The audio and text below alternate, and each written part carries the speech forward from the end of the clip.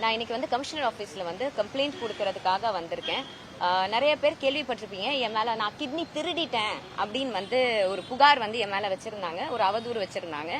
அதாவது திருட்டுனா என்னன்னு தெரியாதவங்க அந்த அவதூறு வச்சிருக்காங்க. ஒருத்தவங்க திருட்டுனா என்ன சார், உங்களுக்கு தெரியாம உங்க பொருளை திருடிட்டு போறது தானே திருட்டு. ஸோ நான் கிட்னி திருடி அப்படின்னு வந்து சொல்லியிருக்கிறாங்க. அதுக்காக வந்து நான் கமிஷனர் ஆஃபீஸில் 16ஆம் தேதி 3வது மாசம் மார்ச் மாசம் நான் வந்து 8 பேர் மீது நான் வந்து கமிஷனர் ஆபீஸ்ல கம்ப்ளைண்ட் கொடுத்தேங்க. நான் கம்ப்ளைண்ட் காப்பியும் உங்களுக்கு வந்து நான் கொடுக்கறேன். அந்த கம்ப்ளைண்ட் காப்பிக்கு இந்த மாசம் 18ஆம் தேதி ஒரு ரிப்ளை வந்திருக்கு ஸ்டேஷன்ல இருந்து. அதாவது என்னைய வந்து எனக்கு ஆல்ரெடி கல்யாணம் ஆயிருக்குன்னு சொல்லியிருக்காங்க, எனக்கு வந்து இது 3வது கணவர்னு சொல்லியிருக்கிறாங்க. ஸோ இந்த அவதூறு எதுவுமே வந்து கிரிமினல் டிஃபமேஷன்ல வராதான், இது வந்து சிவில் டிஃபமேஷன்ல வருமா அப்படின்னு சொல்லி போலீஸ் ஸ்டேஷன்ல இருந்து என்னுடைய வழக்கை எடுக்காம ஒரு நோட்டீஸ் வந்து அமைச்சிருக்கிறாங்க. இன்னொன்னு, இந்த நோட்டீஸ் வந்து கரெக்டா தாவேக்கு ஆட்சிக்கு வந்ததுக்கு அப்புறம் இந்த நோட்டீஸ் ஏன் வந்துச்சுன்னு எனக்கு தெரியல. இன்னொன்னு, இது சம்பந்தப்பட்ட மாதிரி என்னைய கூப்பிட்டு ஸ்டேஷன்ல எந்த விசாரணையும் பண்ணல. நான் எனக்கு எதிராக யார் என்ன குற்றம் வச்சிருந்தாங்களோ அவங்களுக்கு எதிரான ஆதாரங்கள், வாய்ஸ் ரெக்கார்டிங், ஸ்கிரீன்ஷாட்ஸ், இது எல்லாமே நான் வச்சிருந்தேன் சார். அதையும் அவங்க வாங்கி பார்க்கல, எதுவுமே படிக்கல. அவங்க சட்ட ஆலோசகர்கிட்ட ஏதோ விசாரணை பண்ணி இது மாதிரி வந்து அந்த கேஸை கோர்ட்டு கேஸ் நீங்க அலமா ஸ்டேஷன்ல வந்து நாங்க எடுக்க மாட்டோம் அப்படின்னு சொல்லியிருக்காங்க. அதாவது நானும் என் கணவரும் பெசன்ட் நகர் பீச்ல 15 லட்சம் வாங்கிட்டு அவங்களுக்கு வந்து கிட்னி ஏதோ குடுக்கறோம்னு சொல்லி ஏமாத்திட்டோமா.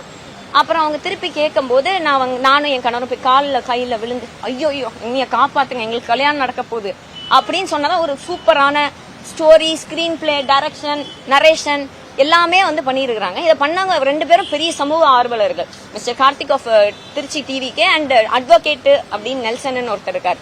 இவங்க 2 பேரும் சொல்றாங்க. ஸோ இந்த வாய்ஸ் கேட்ட உடனே நாங்க யோசிக்கிறோம், யாரா இப்படி ஒரு சம்பந்தப்பட்ட ஆளே எங்களுக்கு தெரியலையே அப்படின்னு யோசிக்கும் போது கீழே வந்து ஒரு ஈவினிங் ஒரு 5 மணி போல அந்த நியூஸ் போட்ட உடனே அந்த மேடம் யாரோ அவங்க வந்து என் கணவருக்கு கால் பண்றாங்க. ஓகேயா, கணவருக்கு கால்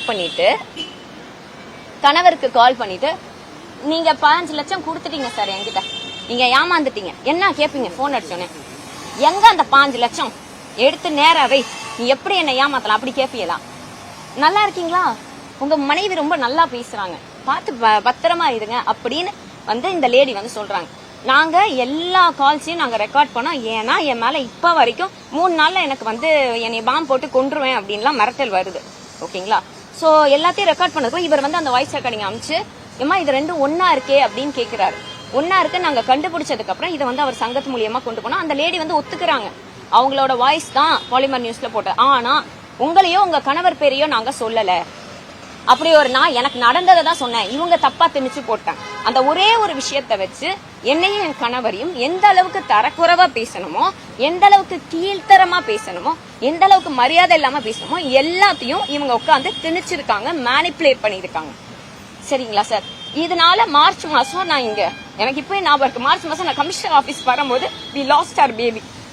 எனக்கு கல்யாணம் இப்பதான் சார் ஆயிருக்கு. we lost our first baby. இது மற்றவங்களுக்கு வேணா கேலி பொருளா இருந்துட்டு போயிடலாம் சார், இது எனக்கு அப்படி கிடையாது. இதெல்லாம் தாண்டி இப்பயும் நான் எங்கேயாச்சும் இதை சிம்பத்திக்காக எனக்கு யூஸ் பண்ணணும்னா நான் எப்பயோ யூஸ் பண்ணுவேன். இந்த டிராமா கேமா என்ன வேணாலும் சொல்லிட்டு போங்க சார், அது எனக்கு விஷயமே கிடையாது.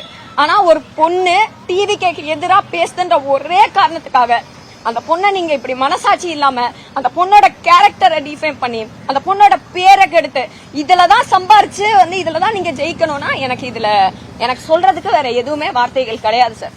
என் மேல எந்த தப்பும் இல்ல, எனக்கு மடியில கனம் இல்ல, வழியில பயம் கிடையாது.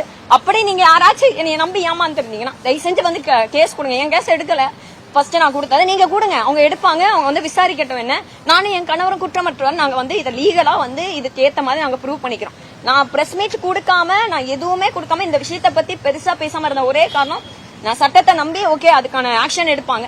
இன்ஸ்டன்டா இன்ஸ்டாகிராம் மூலியமா சிஎம் ஆனாங்க அப்படின்னு சொல்றாங்க விஜயனாவை எல்லாரும். இன்ஸ்டன்டா அவங்க ஆட்களை காப்பாத்தி அவங்களுக்கு எதிராக பேசுறவங்க மேல இந்த இன்ஸ்டன்ட் தாக்குதல் நடத்துறதை விட்டுவிட்டு அவர் வந்து கண்டிப்பா மக்களுக்கு இன்ஸ்டன்டா ஏதாச்சும் பண்ணாருன்னா ரொம்ப நல்லா இருக்கும்னு வேண்டிக்கிறேன்.